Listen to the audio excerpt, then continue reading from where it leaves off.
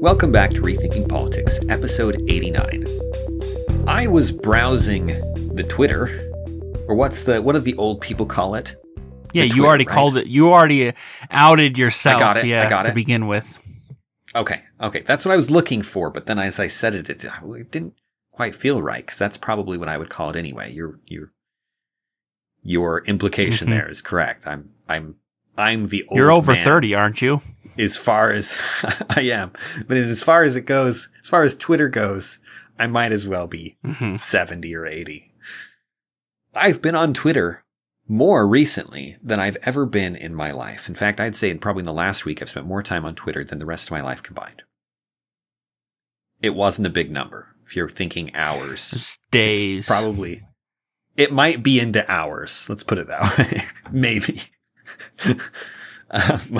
All the other time I've spent is a few seconds to share things on it. But I was on Twitter.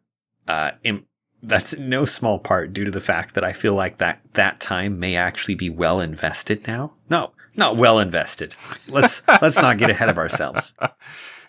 Spending time on Twitter is not a good investment in 99.9% of the time. And I'm probably no exception. But I was on Twitter looking at news and I found something.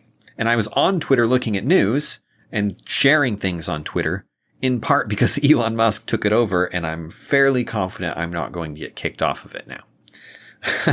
Before, it was always up in the air. I was not going to do something egregious, but you never know, right? When there's people are censoring people for political reasons on social media, you never know. And I don't want to spend a lot of time building up a Twitter account only to have it get the boot for I do love your optimism, Dan, thinking that we could reach the level where we'd get noticed enough to get booted. Yes. It's I'm like that lazy guy on the couch that doesn't actually do anything. He claims to be ambitious, but doesn't actually do anything, and can come up with all kinds of reasons why even beginning to make an effort will end up not being fruitful. And I'm over here like, hey, at least he made it to the couch. Oh boy. So I found this. This is from Ivy Larson. I don't know who this human being is, but there's the name for you. She writes, Roe may or may not be overturned, but meanwhile, baby formula is scarce, stock market is tanking, gas prices are rising, speech is being censored, human trafficking is up, mental health crises are exploding, drug overdoses rising, crime rates skyrocketing. What else? And you'll get a variety of responses, obviously. You start digging through that pile of dirt and you're going to... What's wrong with the world is a very broad question and people can come up with it. Some of my favorite answers included one guy who's clearly all about Trump, talking about basically how we should... our president isn't on Twitter, and someone else who was like, we're not bombing any countries as far as they were aware of. You get all kinds of political things thrown in there. But there's some point to that, right? There's actually a helpful list. Baby formula scarce, stock market, gas, speech, human trafficking, mental health, drug overdoses, crime. And I thought, is that all accurate? That's a lot of stuff when you put it together side by side. Brad, are we okay? Like, is life okay? Don't ask me that, Dan. Is the world falling apart? Now, don't ask you that. How's your week been, Brad? You doing all right over there? I don't want to talk about it. Brad's barely hanging on. If you hear a thud, it's him collapsing onto the floor somewhere near his microphone.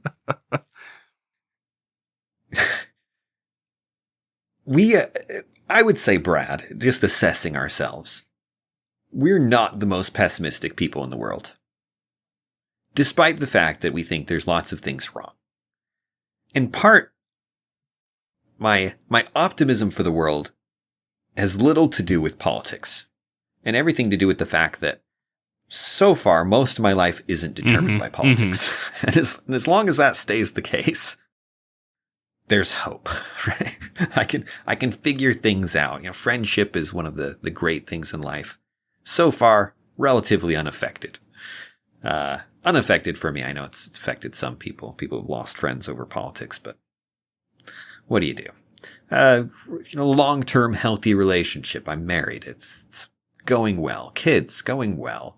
And so on. Right? None of these things are specifically driven or determined by the fact that the Supreme Court is overturning Roe v. Wade.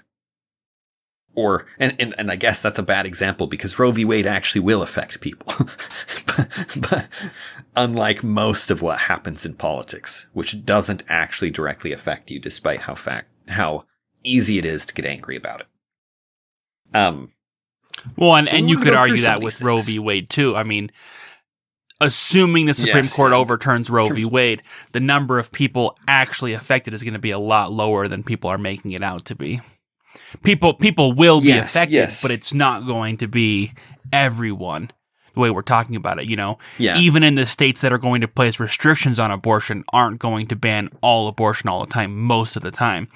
We looked at the numbers and there is probably going to be a decrease, but we're talking percentages, a 15% decrease, a 10% decrease, not 100% elimination.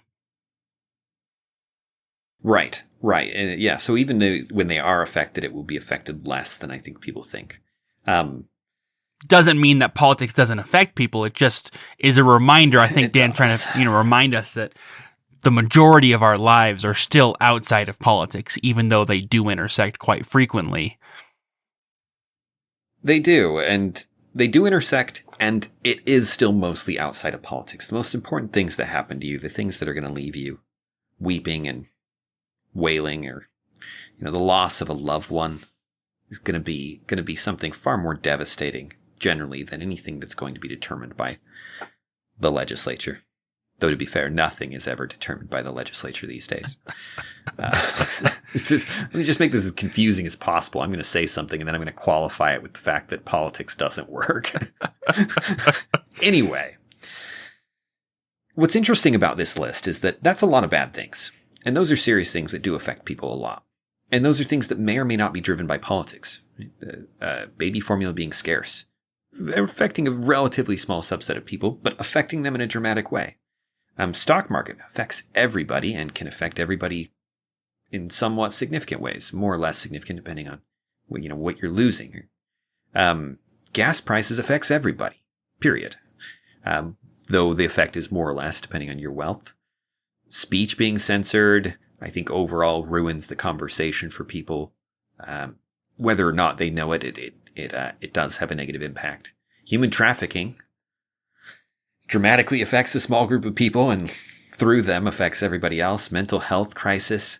The numbers on that are freaky. Drug overdose, crime rates. This is the world we live in. And it's weird to be, often when we're talking about political systems, Brad, I feel like we're a step away, right? When we're talking about the Federal Reserve and principles of economics and inflation and these kind of things, we get to be somewhat objective observers from the sidelines. You get somebody who dies of an overdose in your family. Or, a crime that actually affects you directly and so on. The mental health stuff that's destroying the youth. That really colors the world. If you interact with other human beings, these things affect you. But we're going to start at the top, baby formula. And as we go through these, I want to think big picture for a minute. Are these connected? Is this temporary phenomena? Obviously there's ups and downs in life, and hopefully these things are temporary, but we'll discuss that as we go. How scarce is baby formula, Brad? It's really I was about to say it's not gone, but it's surprisingly scarce. There are severe shortages depending on where you are and what you're buying. Yes, and I have a new baby. Unlike an old baby. Breastfeeds. Which is what I have right now. Unlike an old baby. I'm dealing with an old baby right now. I have. My wife breastfeeds, but to some degree we have to supplement. And it's always nice to have some formula on the side. You never know in terms of milk supply and things. So this does affect us. It means prices have gone up, and it means that in many cases, you go to buy formula and you will not find it. How often? 40% of the time on average. Varies depending on where you live. Most states, it's 40 or 50%. But on average, it's about 40% of the time people go to the store to buy it, want to buy it, have the money to buy it, and it's unavailable. That's really high. I wish I had the numbers for toilet paper back during that one time. That's got to be close. I wonder what toilet paper was at the peak of the scare when everybody was buying it up. There's a couple of reasons for this, and I'm not sure what the international supplying is like. But one of the big things here was that there was a massive recall for one of the two major brands. And the fact that there are two major brands also tells you another part of the problem. You want to know what's regulated? Baby formula is regulated. It's regulated to crazy degrees. It's interesting. Brad, I saw this, I was reading this article early on, after we had the baby, that this woman was selling her breast milk, and it was being purchased by weightlifters, and she was making a crazy amount of money. She was legitimately getting rich off of selling breast milk. And I thought, wait, why? Yeah, why isn't that a thing? And of course I know why it's not a thing. It's because it's illegal in the United States. Generally, there may be exceptions. There may vary by state. But it's one of those many things that the market could actually take care of this to some degree, but there is a barrier. And why would there be just two companies? Two companies that sell, if you've ever gone shopping for baby formula, the funniest part is that each of the two major brands has like 1 million types. It's not 1 million. It feels like it, though. But they have several types. It feels like it when you're browsing and you're like, do I want the one that's good for the body or good for the brain? Do I want the one that, you know what I mean? Like, it's like stupid. This is how advertising is right now, with added this for your brain's, for brain development or something like that. And brain development turns out to be extremely important in babies, and it's one of the reasons why breast milk is superior. There's fats in the breast milk that are extremely hard to mimic, especially when you have to make something that can generally last through that you could put in a fallout shelter of a nuclear explosion, and it still has to be good. Shelf stable sounds far too. I know, you went over here with the nuclear explosion. And I'm like, what is happening to this baby formula? Maybe that's the reason we're short, is because it didn't survive the nuclear explosions that it goes through on a regular basis in order to get to the store. For testing. Yes, for testing purposes, it has to survive a nuclear explosion. And we wonder why there's so many preservatives in it. Anyway.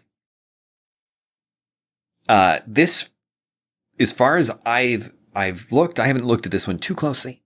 It doesn't seem like this is going to get better soon. In fact, the jump to 40% is fairly recent. You were getting shortages last year, but they were smaller. At the beginning of this year, I want to say it was single-digit percentage. And by shortage, I mean out of stock rate specifically here. The times when you go to the store to purchase with the money and it's not there. That number went from single digits to where it is now at 40%. And well, if it climbs much higher, for people who are using this, often there isn't an alternative. And we're going to have to figure something out. One quick solution would be to get rid of the laws that I was indicating about preventing people from selling their breast milk. Well, and I know they have like breast milk banks where you can donate your breast milk. You just can't sell it. Mm-hmm. Yep. Yeah, some kind of movement to bring attention to those might be helpful. Selling it, making it worth actual money seems like a much more effective solution. Incentivizing people which we do to fill that need. Yeah. Yes. So that one checks out. That one's actually really bad, terrifying, and it's a good thing. It's a good thing you're not going to have a baby soon, Brad.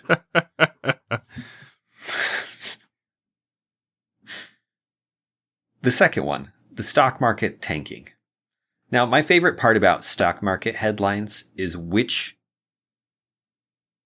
word they choose to describe it. Tanking, crashing, booming. All of them imply something, but I don't know if any of them are strictly defined. So you can get away with kind of whatever flavor you'd like to throw on it.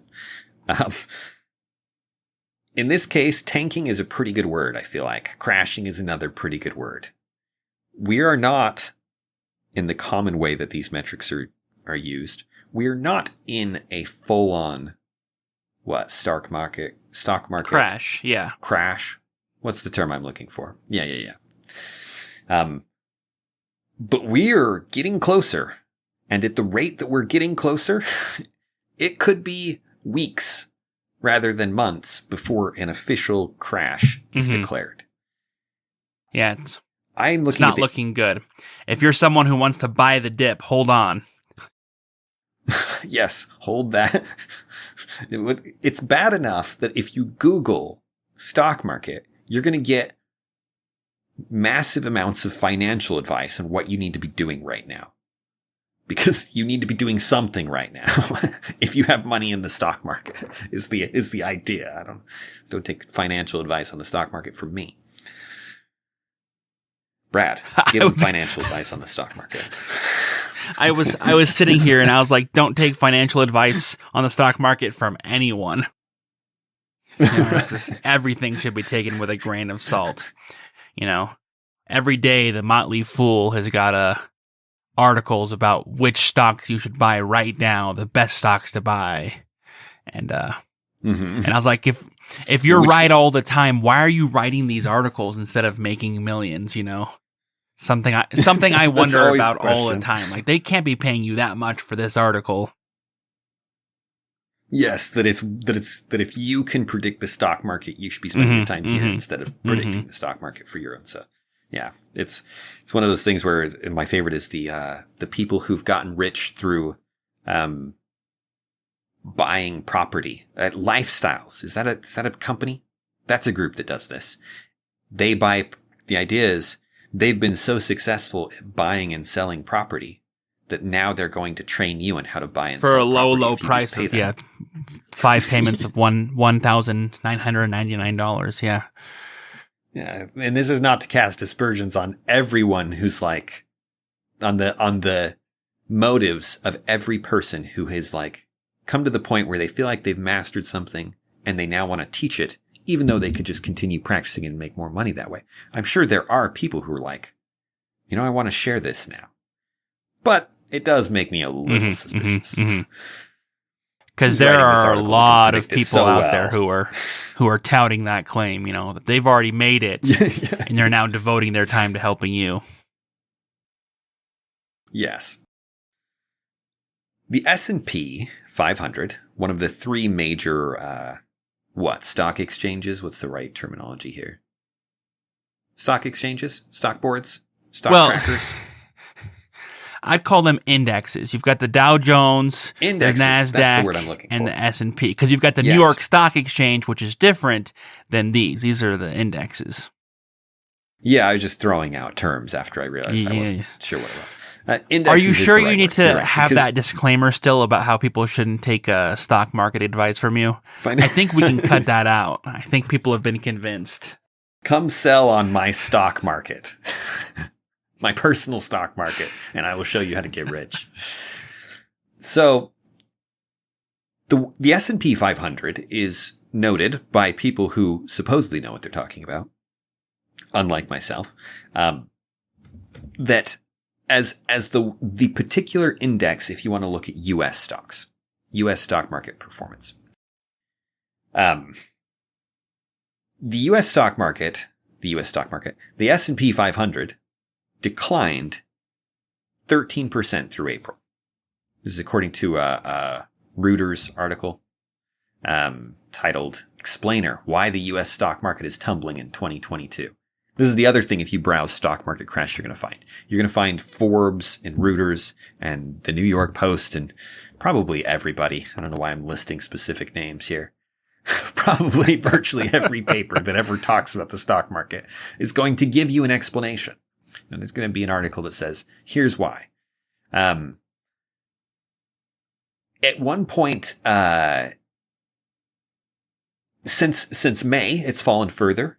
And as of Tuesday's close, I'm going to look at the date real quick. Tuesday of, yesterday. Look at that. Good. Got the most recent article up by sheer coincidence.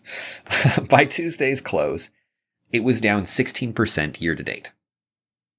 At 20%, 20% is something of a benchmark.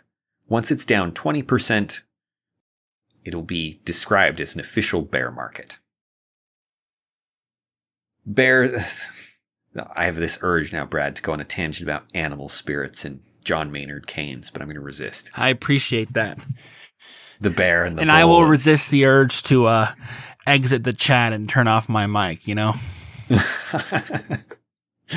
See, look at the willpower we both have, both exercising here today. It's impressive. The world has struck at us, but we're undaunted. Needless to say, the S&P 500, Dow Jones, NASDAQ, they're all down considerably. Year to date, they're down a lot. Past 5 days, they're down. Today, they're down. The last month, they're down. However you want to look at it, it's not good. Wait, Brad, are they down? I'm getting a sense of direction here, and it's not. Well, I just want to make it clear. It's not like it's been rising all year, and then it's been down a few percent the last couple of days, but we're still generally up. Right. No, it's generally down. Yes, which is a critical detail. This is not an abrupt shift that's happening. It's fairly abrupt as far as the decline, the rate of decline. It's really steep, but it's also in continuity with the trend of the year. That's very good to point out. I'm here to help. A couple other... I'd say that's true 75% of the time. 50% today. Maybe. 50%. Why is it declining? Brad, why is it declining? I think there are a number of reasons. The number one is that the stock market is not a very well-grounded instrument, and so it has a tendency to inflate and deflate. It has a tendency to boom and bust. That in and of itself is a reason at any point for it to collapse. In other words, it's gone up, so it's going to come down. But more than that, you've got a lot of economic indicators that are telling people that now may not be a good time to invest. Inflation is at record highs, but combine that with the Fed's action to curtail inflation indicates that there's going to be either a recession or something close to a recession in the near future, which is going to hurt a lot of businesses. And so things are looking bad economically on a worldwide level, but also on a more local U.S. level that is not a good time to invest. And so a lot of people are starting to worry. They have these fear indexes that look at how concerned people are about what's happening, and those fear indexes are really high, which means I think things are going to get worse, not better. Hey, that's the bear spirit right there. We talked about China's economy being something of a bust lately, and that's certainly a part of it. The war, there's a lot. There's a lot. As you said, the world's just not looking like a good place to invest money right now. And interest rates climbing from the Federal Reserve policy, which should happen. We desperately need a corrective to the interest rate. Ideally, it'd be the market corrective, which would put the rates at a ridiculous price for a while. You need an adjustment. The reason you have to adjust ultimately is malinvestment, but we'll get into that another time and have. Suffice to say, the stock market is in fact tanking, and it may be tanking into quite the abyss. It may be tanking into a legitimate crash. We're probably due for one, as you pointed out, Brad, the cyclical nature of it, of booms and busts. Probably due for one with the way our economy is arranged. The third thing, gas prices are rising. I don't know that we need to say much about that. It's $4.28 is the average today. $4.28. If you happen to live in the wrong place, it's way higher than that. He's talking to you, California. Yeah. Seattle posted a record recently. Yep. California in particular. Yes, it's crazy. It's crazy. It's interesting, the differences in prices. A significant part of it is going to be your state's gas tax. And I think every state probably has a gas tax. It's just an easy attempt to, states put taxes on strange things. Gas is one of the ones that always gets taxed. If there is a state that doesn't have one, I would be shocked. And then I think there's probably federal gas taxes as well, but there's at least state taxes. In places like California, their goal seems to be to make gas expensive. Success. Now, congratulations. You've done it. High fives all around.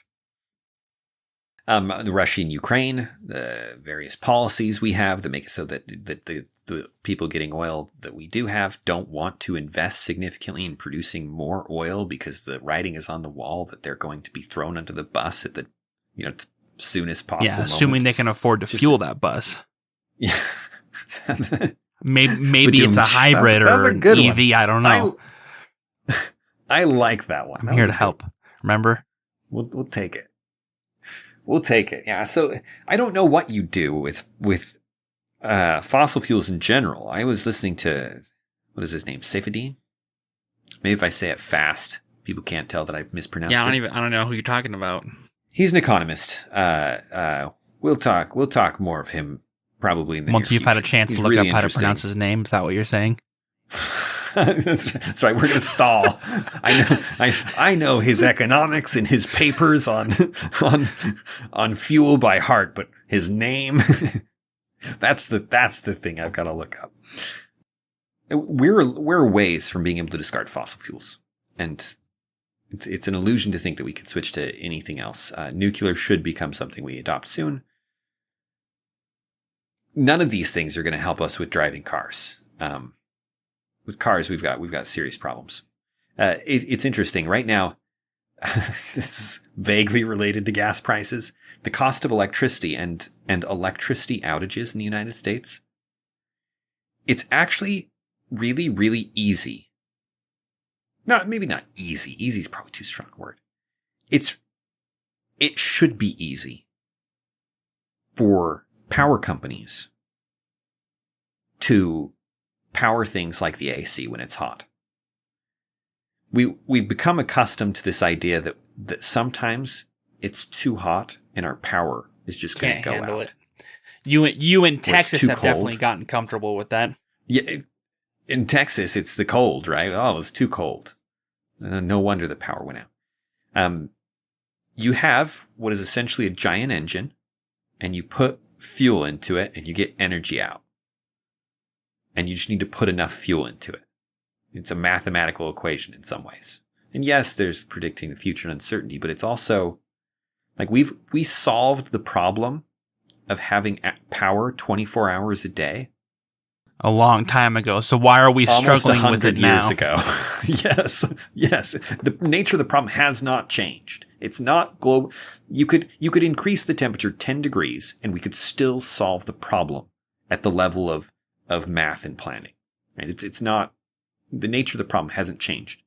We've somehow managed to get worse. Yeah, we're moving backwards because now what you have is, a state like Texas where they have these massive wind farms that generate power inconsistently, thus decreasing the demand for other forms of power creation, thus making a more unstable power grid that's less likely to be able to provide the power during those peak times.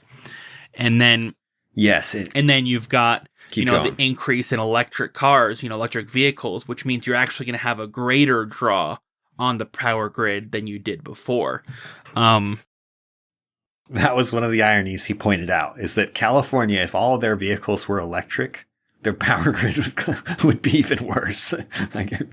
No, and it's not just that. I mean, we got a rise in solar chargers, right? So it's like, okay, well, what we'll do is everyone will have solar chargers on their house, and then they'll have electric vehicles. Great, your electric vehicle's not at your house during the day; it's at your place of work. So while your house is producing electric power, it's not drawing that power, and then your car gets home at night to draw the power that's no longer being produced, which means now you need your storage, municipal, power companies to be providing power almost entirely at night because they're getting so much extra during the day and having this draw at night that there's no power to supply for, and it just gets more and more muddied because our priority is no longer, as you said, Dan, producing reliable power. Our priority is the environmental concerns.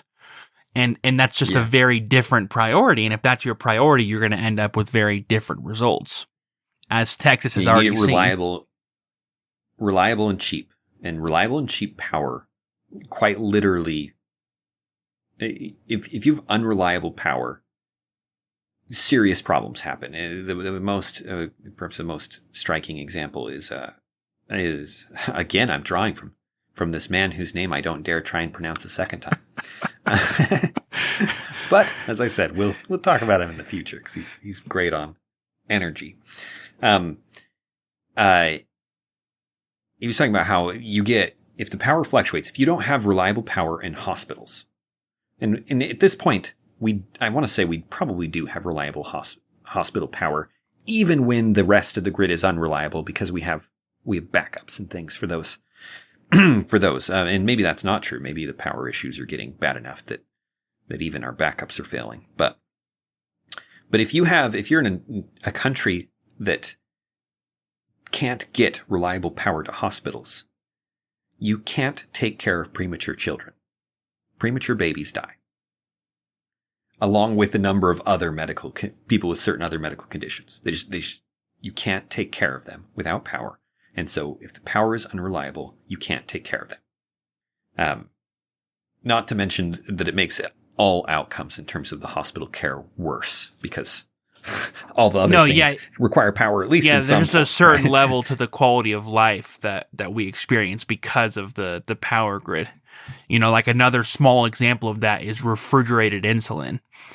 Something where you need to have, where you can't have 5 days with no power consistently and still, have refrigerated insulin, Yes. There's just certain medical conditions that we can't deal with. And I bring that one up because it's much broader than just hospitals. I mean, the number of people who are taking insulin every day in the United States is astronomical. And they are able to because of this system we have set up.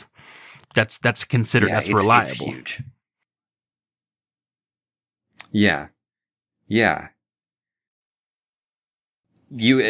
One of the best things you can do to bring people out of poverty is cheap, reliable energy. In fact, it might be the best thing. It might be the key to all the other things. And we're taking all kinds of steps to make it more expensive. We not only incentivize things that are less effective, but we then punish things that are more effective and more reliable. Speech. Speech is being censored on social media. This is true regardless of the political spectrum you come from, unless you have the one political spectrum, which is the perspective that the social media group, whichever one it is, generally we're talking Facebook, Twitter, I don't know what other ones, Patreon is kicking people off. In fact, Patreon, my favorite part about Patreon is that they kick people off for things that they do off of the website.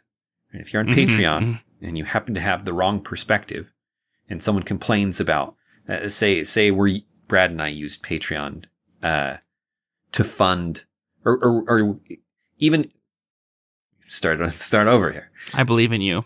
You could say something in a newspaper article you published as part of a job, and then you're doing some kind of Patreon thing on the side that's unrelated. And they would look at your newspaper article and they would delete your account. It doesn't have to, you'd think that what they're worried about is the money that goes through them going to efforts they don't like. And they're past that line. There are people who are getting kicked off for things they've said in an entirely different context than what their Patreon account No, is. yeah, they've gone to the full cancellation mode of, if you do this, or this, we consider you a bad human being, and therefore you shouldn't partake in any of our services, regardless of what you're using our services for. Right.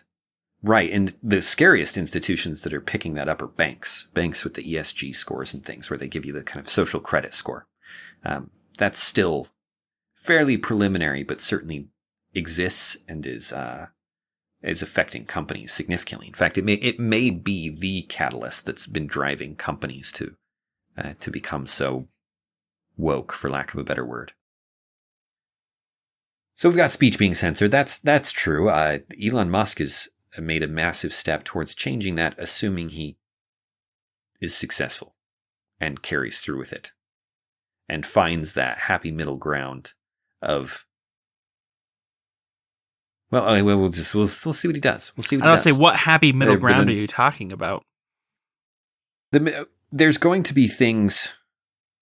Oh, I'm curious how he treats it, because there's a lot of cases where I was listening to some people talk about how, in fact, Sam Harris was talking about how there are a number of things that are apolitical that almost all social media companies, as they are now, including ones that are supposedly pro free speech, actually do filter out. Just disgusting content, disturbing content, things that aren't illegal. He pointed out that if you want a truly unmoderated place, go to 4chan. Right? And if that's what you want Twitter to be, then you want absolute free speech. Yeah. But that's very different from what we think of as free speech, which is actually not. Which is actually something heavily limited. The idea being that there's a difference between political hunting, which is what getting rid of people whose opinions you dislike or people who you don't think are good humans for their political beliefs, and saying, we're not going to use that kind of language here. The kind of people, you want the kind of conversations you could have at your house with people that you respect, rather than teenagers. No, that's a great analogy, because many people don't allow political speech in their house, or political speech they disagree with. And so pointing that out is really illustrating the fact that when people say free speech, they rarely mean it's arbitrary. Speech, yeah. It's arbitrary based off of what they personally want. So what Elon Musk actually does will probably be arbitrary based off of what he wants. And hopefully, and most likely, It will be better than what Twitter did before, but it won't be the free speech that he's promised. Probably not. I would be curious. It's entirely possible that 4chan, that people trying to make Twitter 4chan, even if there were no moderation, would fail. That they just wouldn't be followed, they wouldn't be listened to, they'd end up with no audience. Right? There can actually be social moderation that effectively acts the same way, without something top down. But anyway, I'm kind of curious. I kind of hope that he pulls his hands off completely. Nothing, moderates nothing, and then we'd see. Because it's a different group of people on Twitter than on 4chan, and just because you have the same rules doesn't mean the two will become the same. In fact, to expect that, I think is really foolish. To think that just because the rules are the same, eventually they're going to be the same. Be the same group of people. Yeah, they're not. They're going to be a different group of people, and as such, they're going to behave differently. But anyway, we'll see what happens there. I feel like I've said that about 100 times this episode already. Speech being censored is an interesting one, especially since, Brad, you and I have talked about this a lot. The right to free speech the legal right to free speech is odd. And I think it's based on entirely incorrect grounds. And I don't think you have a right to free speech. Now, I think you have other rights that effectively give you something extremely similar to the American sense of what is free speech. But those differences are critical, and they make it, they change the idea quite a bit. they're much more closer. They're much closer to the analogy of being in someone's home. It's actually not speech that's protected. It's property and association and stuff like that. Mm-hmm, mm-hmm. But speech is being censored. Human trafficking and, let's put human trafficking and crime rates together. We listed them in the message from this lady. They're very separate places, very different places. But the two certainly overlap. Human trafficking is a kind of crime. One thing that too many people in the world are convinced that their children are going to be kidnapped tomorrow, and they hear human trafficking is up and they go, see, this is why my child will never go outside and play. That's exactly the thought in their head, right? Or functionally, that's the thought. This is a huge mistake. Human trafficking is not kidnapping. The two are not the same. They're two different crimes. Kidnapping involves someone coming and taking your child somewhere else. I almost used the word kidnapping because I've never tried to explain kidnapping. Without using the word. Without using the word. I almost failed the basic how to give a definition test. Use the word to describe itself. Trafficking you can kidnap a child and then traffic them. That can happen. But kidnapping almost never happens in the United States. And if you live in a city like Dallas, which is where I live, you're probably thinking, are you kidding? It happens all the time. My phone gets emergency notices all the time for it. Mm-hmm. Most of those are actually not kidnapping, or they're kidnapping, but they're actually not going to it's not going to turn out to be a case in which someone is tried for kidnapping and prosecuted on those terms. Even if they are, it's not a case of you left your child alone for a second and a stranger grabbed them and put them in their van. It's almost always a family member, and there's some kind of domestic dispute. And so even if what they're doing is legally speaking kidnapping, which often it is in those cases because the Waters get money. Yes. You lose custody. Because they don't. You lose custody of your child and you take that child without permission.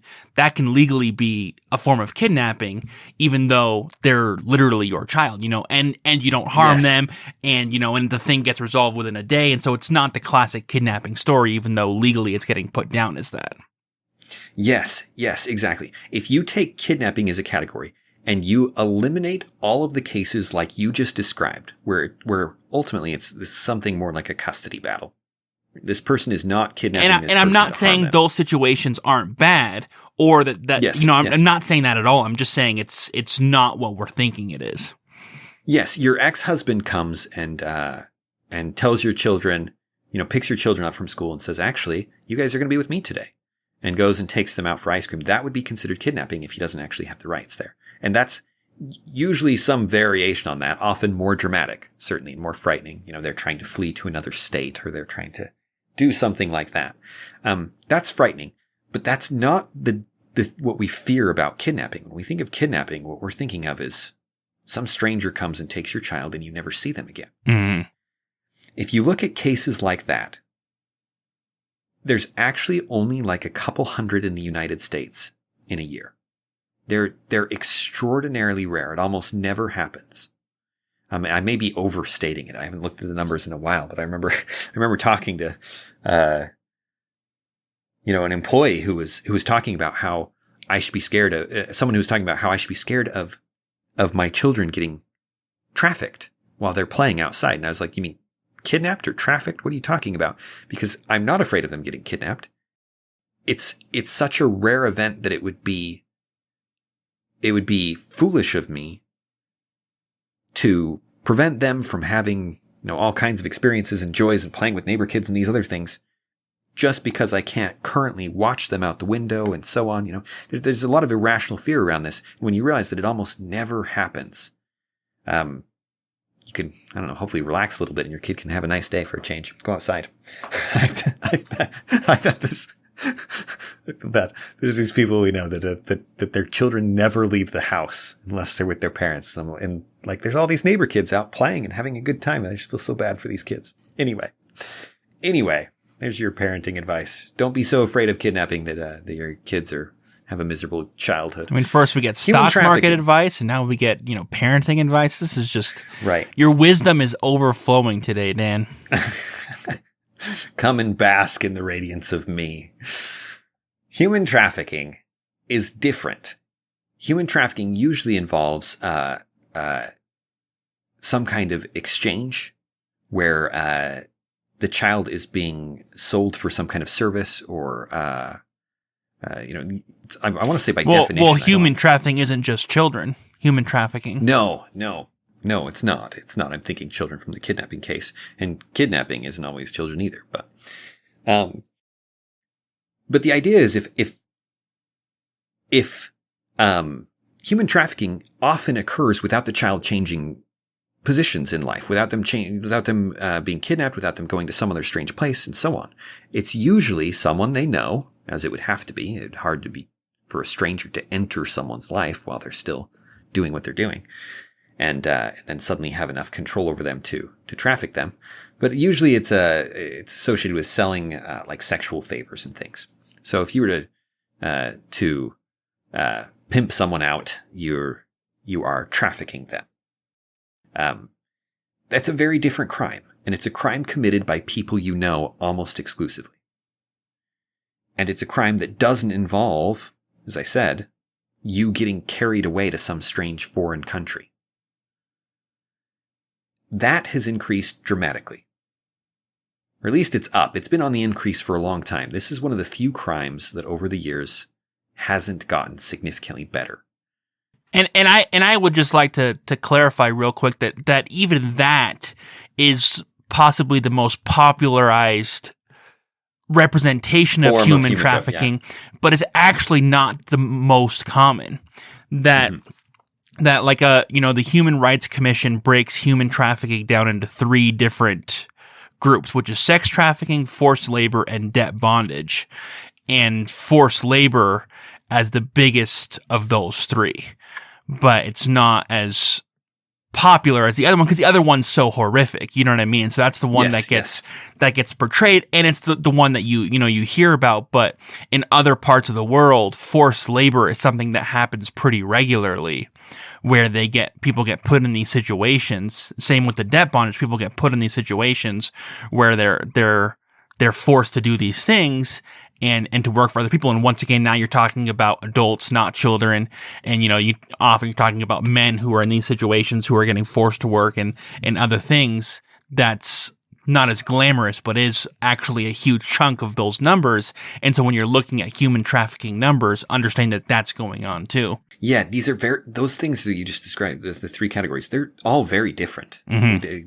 The image we have in our heads is almost always sexual trafficking. And almost always of somebody helpless, a child, or a woman surrounded by stronger men, or something like that. And once again, that's not to diminish what does happen, because it absolutely does. Sex trafficking absolutely does happen, and it is horrible. I'm not trying to. I'm not trying to diminish that.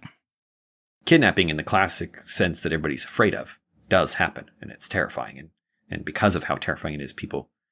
Yeah, and we've talked about that with risk analysis before, is when something is so horrible, that it doesn't matter how rare it is, just seeing it at all is a nightmare. Yes. Other crime rates. This is, overall, the violent crime rate has gone up. This is, I'm drawing statistics from 2010 compared to 2020. One of the problems with crime rates, we've talked about this, I think we talked about this in our racism episode, or some of those related ones when we were looking at murders and disproportionate police responses and things. Police statistics and drugs. We've talked about this a lot, haven't we? Police statistics are somewhat rough. You get them, they vary on a state-by-state basis. There's been efforts to standardize within states, which is good, which helps because it used to be precincts varied in what they reported and what they qualified as what crime. The standardization here has been extremely useful to get a better picture of what's happening on a state-by-state basis. They're compiled then further by the FBI, which publishes numbers every so often, but that's a slow process. As such, we're dealing with old numbers. mostly 2020 numbers here. What's interesting to note before I get into these is that unlike trafficking, almost every other crime, violent crime, has gone down over the years. 5 years ago, we were at a low point, or 4 or 5 years ago. Crime is like the lowest it's ever been since we've been tracking it. That's changing. Overall, violent crime has gone up 12%. 12% doesn't seem like that much, maybe at least to me. But when you break it down further by which crimes, it's more frightening. Wait, how many witches are committing crimes these days anyways? Witches are on the rise, ladies and gentlemen. Oh no, this is how the Salem witch trials were started, a podcast in which they weren't careful with words. They're talking about witch crimes. When you look at witch crimes, it's out of control. It's out of control. Here's the trick to understand this. Property crimes have actually gone down. Overall property crimes down 33%, burglary down 51%, larceny or theft down 33%, robbery down 23%. The one oddity here is motor vehicle theft, which is up 48%. I have no idea why, but I feel like there must be a why. An increase in Grand Theft Auto, 48%? That's a crazy increase. Why? I don't know the answer to that. So it's a mystery for another day. But listen to the violent crimes that have gone up. Murder and manslaughter, 26%. Rape, 38%. Aggravated assault, 29%. Robbery, again, robbery being a violent crime. Robbery is what? Does this include by definition assault? I'm hazy on my legal definitions. No, robbery doesn't need to have assault. Which one? Because I feel like it does, but we'll. No, because you rob a bank, you pull out a gun and say, "Give me the money." Isn't assault; it's armed robbery. That's right. And so it is a violent crime. Yeah, that's still an act of violence, even though it's not assault. Yes, you're right. Yeah. So robbery is. That's right. Robbery is technically considered a violent crime because it involves the use of violence or intimidation. Mm-hmm. That's what sets it apart from burglary. From theft or burglary. Mm-hmm. Yes, okay. So property crimes down, except for motor vehicle theft. Violent crimes up, except for robbery, which is partially, motivated by a property.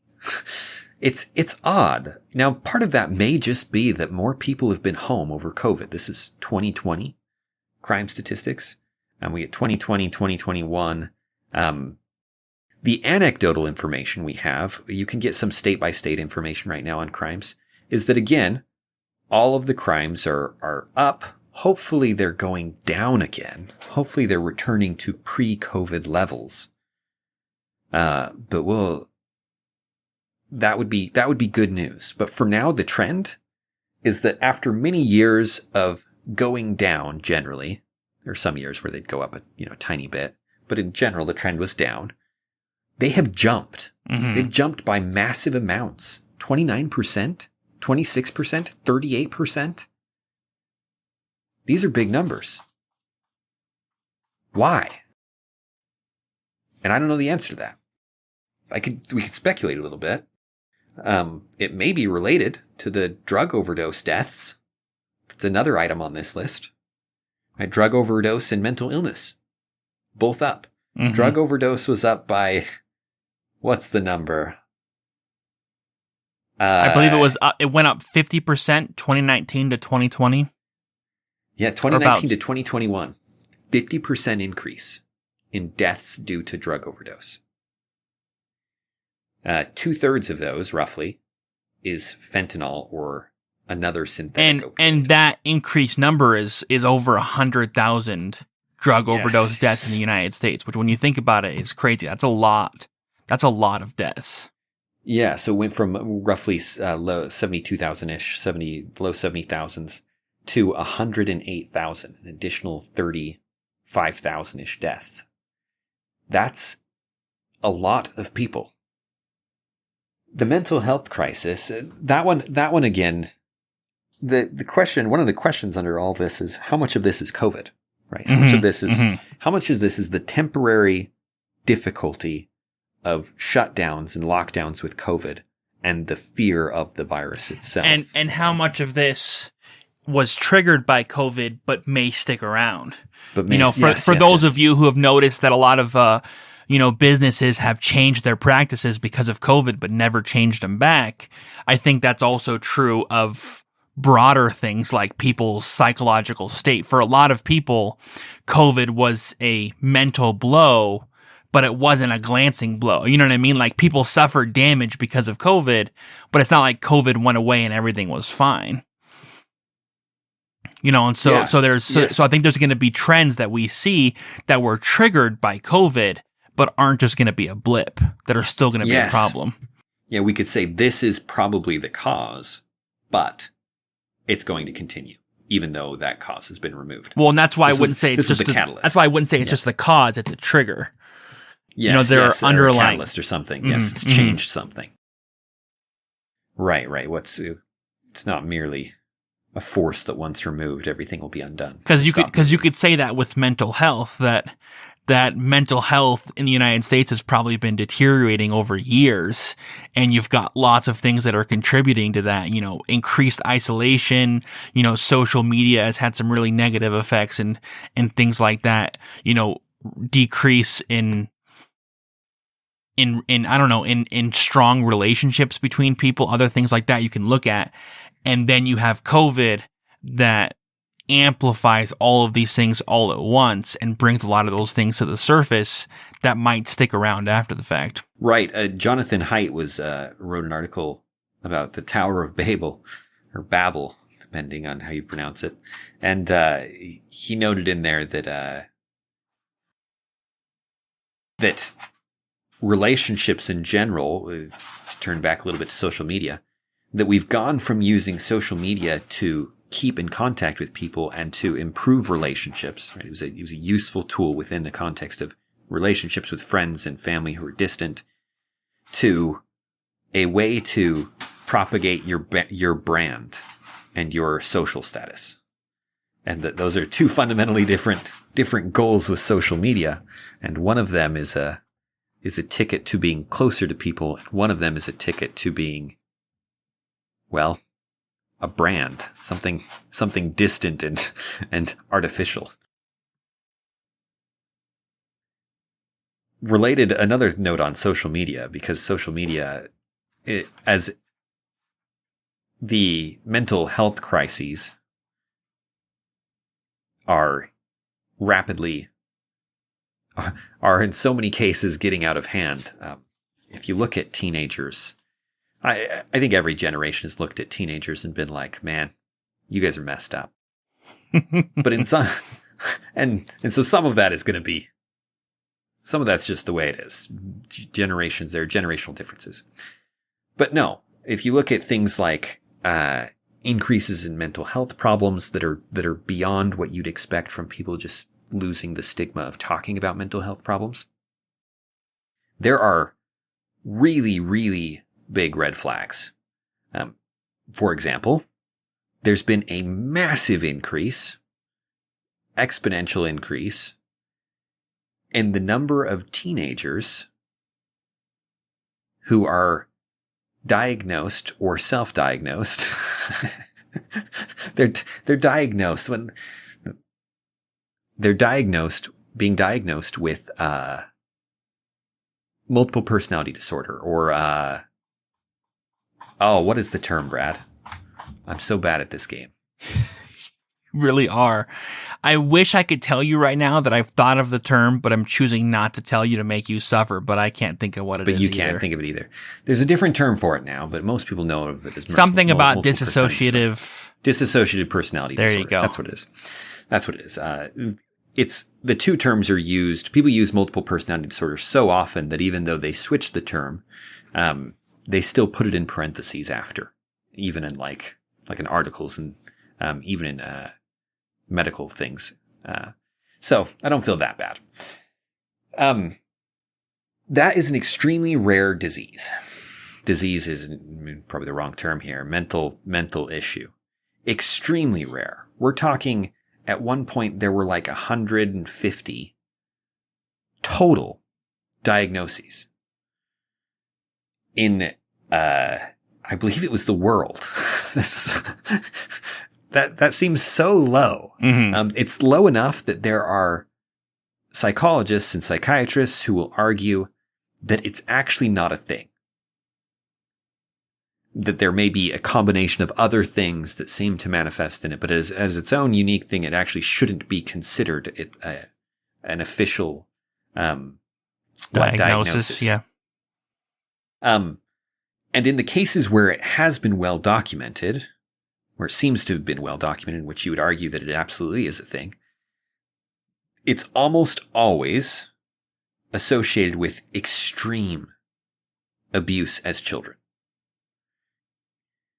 And that makes some sense. If you just say, what would really, really mess up someone's mind? It's serious problems as children. The very extremes of it would give you worse problems. As it is right now, the number of people who are coming to psychologists and psychiatrists and saying, I have this. I know I have it. There's this many personalities living in my head. The numbers are so far above what the historical trend has been, and the people are acting so strangely that there's no question that it's at least partially driven by social contagion. And what is social contagion briefly? By associating with people who have certain problems, some people will then mimic and pick up those problems. And those problems can become very real for them. Or they may just be playing them out as a kind of social actor. In some cases, it will really affect them. In some cases, it's a kind of self-deception. And I guess the line between those two is not easy to draw in mental things because it's all in your head, literally, or at least mostly. Right? Our ability to navigate what functionally is the difference in the actual concrete brain in your head is very limited. Some of the assumptions that we thought were solid gold in terms of psychology that we'd made 20, 30 years ago have turned out to be not quite as solid. The chemical imbalances idea has been refuted, for an example. There's some truth to it, but it's much more complicated than we thought, and it doesn't always seem to play out the way that we think it would. Anyway, I'm going to go down a rabbit hole of psychology here. There's no question that social media is linked to these things. The correlation is astounding. The more time you spend on social media, the more problems you're going to have. And yes, having problems may lead you to associate with people on social media more. The reverse causality makes some sense. But you can control for some of those things. And if you spend a lot of time on social media, you're going to have problems. More notably, a lot of this can be traced back to TikTok. Now, it gives me great pleasure to bash on TikTok. So I have some bias here. All right. I don't want anything to do with the platform. Everything I've seen from TikTok is either not funny, stupid, or wrong at some level. Wrong at the level that it causes me to experience disgust or aversion. On another note, we are planning on transferring our podcast platform over to TikTok. We're just going to make TikTok videos from here on out. TikTok, in particular, along with multiple personality disorder, you get another really rare one that is rapidly picking up the pace. That is, more people have it now than in proportion to the population than before, and it seems again to be driven by social contagion, is Tourette syndrome. If you get on TikTok, one of the things you'll find is that people with problems can rapidly become famous. And the multiple personality one and Tourette syndrome, if you think about what would bring attention to you, what's a mental illness that you can express in a showy way, these two make a lot of sense. Now, how does depression manifest? Well, first off, it's too common for it to be socially noteworthy that you have it. And it would make you not make videos on TikTok. Tourette syndrome, on the other hand, or multiple personalities, these could be, for lack of a better word, and TikTok is the kind of twisted place where this happens, entertaining. And so you'll get people trying to diagnose themselves, their mental illnesses, by watching videos of people on TikTok show through their drawings of anime characters that they have named and written backstories for each of their multiple personalities. And then you've got people with Tourette syndrome who will be talking about something and then start spouting off other things. Tourette syndrome being the cartoon display of Tourette syndrome is the person who can't stop cussing. Right? They just cuss spontaneously. Obviously, there's more to it than that. All of this is to say, and so one final note before I close this, social contagion almost exclusively affects teenage girls. And where are the numbers for mental illness spiking most dramatically? Teenage girls. Where's almost all of the gender stuff coming from? The gender non-conforming, non-binary, and trans stuff coming from? Teenage girls. Where are all the teenage girls spending their time? Mostly on TikTok, in terms of social media. It's very hard to say this causes this. But I'm very comfortable saying this has an impact on this, which has an impact on this. That there's something there. There's something there. Mm-hmm. There's something there.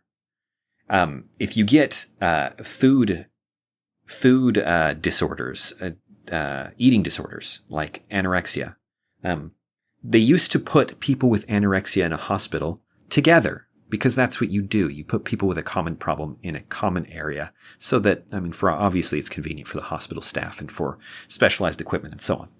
You can't do that with eating disorders because the people will encourage each other. It will make them worse off to have someone by them who has their same problem. This seems to be, and this is tied to this idea of social contagion. This is an example of it that's well known and documented. Social media is a cesspool. TikTok and people watching videos on TikTok all day, not healthy for your brain. And that's only part of the problem, right? People not being able to go out and play, the lockdowns, all that stuff, all being isolated from school and such. Not that school is going to save you, but perhaps associating with other people will help. Public school's not going to save your mental health. That's the only to get a favorable comparison for mental health to public school, you have to lock people in a room and never let them out. If that's the alternative, public school looks pretty good. Just take a shot at that while I'm here. No, I appreciate that. So what's the state of the world? Did we cover all of them, Brad? I think so. We're closing in on the end of our time here. Those are terrible trends. I don't want those things. I don't want to live as a terrible place to suddenly cut off your statement and try again. I'm doing fine. Everyone, it's all right. I'm doing fine. Everything's going to be all right. These trends, maybe the most temporary of them, certainly baby formula, will right itself. Stock market tanking can go disastrous. Gas prices and inflation, these things are hopefully temporary. Politics can make them into permanent problems that collapse societies. There's a lot of countries where this has happened. Some of them kept the name, and so they're still around. But for a period of time, it's absolute collapse. Hopefully that's not where these are going. But taken as a whole, the trends here are not good. And how on earth, this is the question on everyone's mind, what law could we pass, Brad, that would save us from these? We need a leader who can come in and change all of these. No, first thing we're going to do is we're going to ban drug overdoses. Because I don't know why no one thought of that. That's right. What if we made it illegal to have these drugs unless you had like a diagnosis from a doctor? and then they just gave you enough for whatever it was, and so you didn't have extra. And we could come up with a lot of other regulations to help. Yeah, like why don't people ban these illegal drugs? That would really help. Really. And then we got to have a fixed increase on the stock market. It can't drop below a certain point. Fix the prices on gas for sure. Definitely need to fix the prices on baby formula since the prices are going up, and that won't hurt the shortage. Speech being censored is actually a good thing, so we're going to want to double down on that. The real problem is that we let her get away with saying that speech is being censored. Clearly the censors messed up. Otherwise, that line would have already been stricken from the record. In terms of crime and human trafficking, once again, we need to make those things illegal, and that'll put a stop to that. And then mental health crises, the solution there is, of course, very simple. It's to ban mental health crises. If we can stop people from having these, then that'll fix it. Did I about cover it? Yes. I think we've got it all taken care of. Brad for president. The cynicism is dripping through, but the point is that's how people act about these things. We can't make drugs legal because then people will OD on them, as if there weren't 100,000 drug overdose deaths last year. You know what I mean? We can't. We have to be tough on crime and have mandatory minimums, or else we're going to have skyrocketing crime rates. Well, we've already got that, so clearly what we're doing isn't working. Biden keeps using the fuel reserves to lower gas prices. That clearly didn't work. It's such an interesting position to be in, because you can absolutely make things worse in an effort to take extreme action to make it better. You could say that what we're doing. We could say what you just said, Brad, it's not working. Thus, we need to throw it out and do something radically different and then make it 10 times worse. We happen to live in the United States, which for all its problems, and they are legion at this point, I feel extremely prosperous just living here compared to most of the world, right? You could work minimum wage and be rich by a significant portion of the world's standards. And you don't want to ruin that in an effort to fix it. But at the same time, these trends are really bad. How do we get off this roller coaster? How do I want off this ride? And I keep coming back to this interesting thought. Part of why Brad and I are doing this is because we want to reframe politics, rethink it, right? We want people to look at it from a different perspective, pull in some principles that they're not familiar with, start applying them, see if it makes their worldview clear up a little bit, see if it makes sense of some things, and if it seems consistent with their experience and what they're seeing. And start add a few pieces to their puzzle, and maybe it's a little clearer. Maybe they can navigate it a little better. We could use a new political party, that at least stops pretending like the government can fix all these things. And if you're thinking the Republicans do that, the Republicans always say the government can't fix everything. Then they try and fix everything, or rather, they focus on a different set of problems, like international ones, Russia, and they want to fix it with bombs. And these are different. They look at crime, and they're constantly finding the ways that government can fix problems, even as they look at the liberals and say, government can't solve every problem. But beyond that, I want a party that comes with an ethic, a view of what people are and what they can be. Because we need a party. We absolutely need a change in politics, but we need more than that. We need a change in the way in which we perceive the world, so that we can face it with courage and honesty, and in a way that we can overcome problems at the basic levels of individual, family, and communities, so that not everything ends up getting elevated to a national solution. A national solution doesn't work for almost all of these. Almost all of these, if you say, how do you solve the national health crisis? I have no idea. How do you solve the health crisis of so-and-so who I know, that I can help with. Mm-hmm. I can alleviate that a little bit. How do we solve the human trafficking problem? I don't know. If you're going to make me come up with a government policy that solves it, it may help a little bit. But you know what I can do? If I knew the people around me better, I could probably see problems. I could probably befriend people and help people and associate with people in a way that such circumstances where that would be something they want to do, or if it is happening where I can see it and I can either prevent it or get people out of it, or people would be more willing to reach out to me if they needed help, that kind of thing.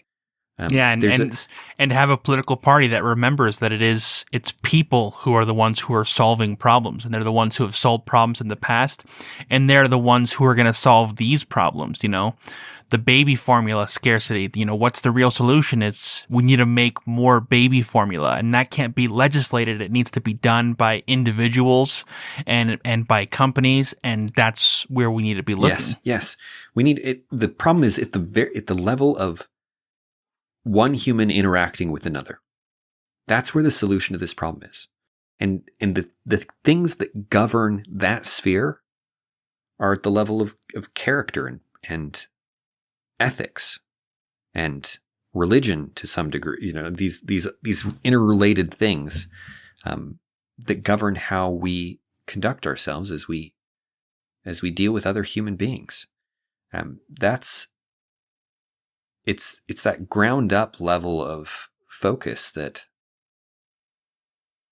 I think really needs to be reshaped. People need more meaning in their lives. They need something to focus and direct them. Obviously, I'm channeling to some degree some Jordan Peterson, but and others who are in this sphere who are trying to solve the problem and who are convinced, as we are, that politics can't solve it. You could make politics way better and it still wouldn't solve it. You could put Brad and I our every wish and dream into law, and it wouldn't necessarily solve it. It would change a lot of things. But the solution has to come at an individual level. And that's much harder to reach into. It's much easier to bemoan big systems and failings of politicians who, heaven knows they're virtually useless most of the time. Just kidding. Despite how often I have voted for the person I like, my life has not become a paradise. Anyway, I digress. What are your thoughts, Brad? Send us home. I'm already home, Dan. I don't know what you're talking about. Did you make it to the couch yet? Soon I'll be out of bed. No, I like exactly what you're saying, that it comes down to individual action and individual choices that we make every day. And that's what we need to be focusing on, because yes, there are some overall bleak outlooks, but the world is still a place that's full of opportunity, and it's still full of joy and beauty, and we need to go out there and see that and take advantage of that and make the world better for ourselves and for those around us. And that's something that we can control and something that we can do. I love that, especially since problems are opportunities. You said the world's full of opportunities. It's full of problems. And those problems need somebody who can step up and deal with them. And deal with them in a way, through the means of persuasion and reason and love. Let me just pull out my guitar and start singing here or something. But seriously, it's through their direct efforts to be good and to help others be good that such changes come about. This has been an episode of Rethinking Politics. You can find us on all of the major podcasting apps or on YouTube. You can reach out to us at rethinkingpoliticspodcast@gmail.com, or you can visit our website at rethinkingpolitics.podbean.com, where you can support us via Patreon. Thanks, and have a wonderful day.